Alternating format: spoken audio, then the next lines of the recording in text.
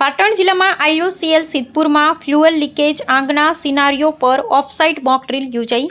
Assistant director Shri Y V. Patel દ્વારા આપતકાલીન પરિસ્થિતિમાં અસરકારક કામગીરી અંગે માર્ગદર્શન અપાયું।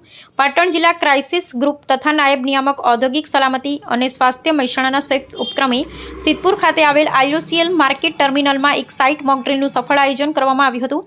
મોક ડ્રીલના સિનારીયો અનુસાર આઈટી લોડિંગ શેડમાં ફ્યુઅલ લોડિંગ દરમિયાન લોડિંગ આર્મ તૂટી જવાથી ભારે પ્રમાણમાં ફ્યુઅલ લીકેજ શરૂ થાય છે અને થોડી જ વારમાં આગ લાગવાની પરિસ્થિતિ સર્જાય છે। ઘટના બનતા જ ટર્મિનલના ઓપરેટરો દ્વારા તાત્કાલિક ઇમરજન્સી એલાર્મ સક્રિય કરી પ્રાથમિક આગ બુઝાવવાની કામગીરી હાથ ધરવામાં આવી હતી। પરિસ્થિતિ ગંભીર બનતા ઓન સાઇટ ઇમરજન્સી જાહેર કરવામાં આવી હતી। જોકે આગ અને લીકેજ કાબુ બહાર જતા ઓફ સાઇટ ઇમરજન્સી જાહેર કરી ડિસ્ટ્રિક્ટ ક્રાઇસિસ ગ્રુપના સભ્યો તથા સંબંધિત તમામ એજન્સીઓને તાત્કાલિક જાણ કરવામાં આવી હતી।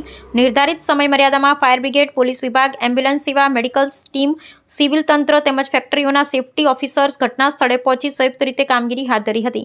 સંયુક્ત પ્રયાસોથી આગને કાબૂમાં લેવામાં આવી, લીકેજ બંધ કરવામાં આવ્યું તેમજ આસપાસના વિસ્તારમાં સલામતી સુનિશ્ચિત કરવામાં આવી।